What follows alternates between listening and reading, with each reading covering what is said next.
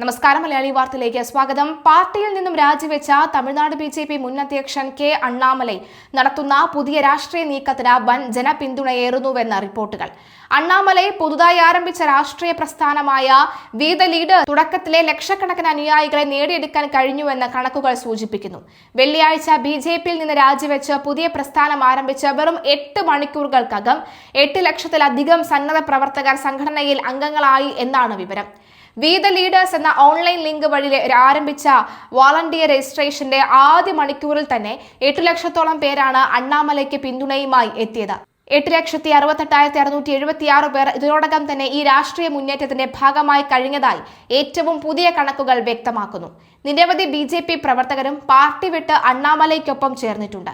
സാധാരണക്കാരന്റെ രാഷ്ട്രീയം കെട്ടിപ്പടുക്കുക എന്ന ലക്ഷ്യത്തോടെയുള്ള പുതിയ രാഷ്ട്രീയ യാത്രയുടെ തുടക്കമായാണ് അണ്ണാമലൈ തന്റെ പുതിയ മുന്നേറ്റത്തെ അടയാളപ്പെടുത്തുന്നത്.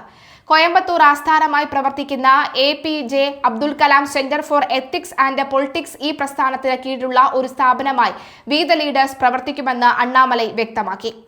IPS ഓഫീസറായിരുന്ന അണ്ണാമലൈ ജോലി രാജിവെച്ച് ബിജെപിയിൽ ചേർന്നത് 2020-ലാണ്. കഴിഞ്ഞ 18 മാസമായി അണ്ണാമലൈ ബിജെപിയുമായി അഭിപ്രായ ഭിന്നതകൾ തുടരുകയായിരുന്നു. ഇന്ത്യക്കാരനോ തമിഴനോ എന്ന ആശയക്കുഴപ്പം ഉണ്ടായിരുന്നുവെന്നും ഇന്നു മുതൽ പുതിയ വഴിയാണ് എന്നും അണ്ണാമലൈ രാജിക്ക് ശേഷം വ്യക്തമാക്കി.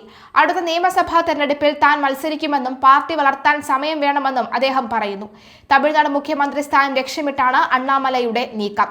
നിലവിൽ ഒരു സംഘടന എന്ന നിലയിൽ പ്രവർത്തനം ആരംഭിക്കുന്ന സംഘം വൈകാതെ തന്നെ ഒരു രാഷ്ട്രീയ പാർട്ടിയായി രൂപാന്തരപ്പെട്ടേക്കും.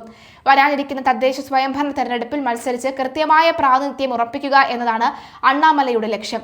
തമിഴ് സിനിമാ താരം രജനീകാന്തിന്റെ ആശീർവാദത്തോടു കൂടിയാണ് പുതിയ രാഷ്ട്രീയ പരീക്ഷണത്തിന് ഇറങ്ങുന്നത് എന്നാണ് അണ്ണാമലൈ പറയുന്നതും വെളിപ്പെടുത്തുന്നതും.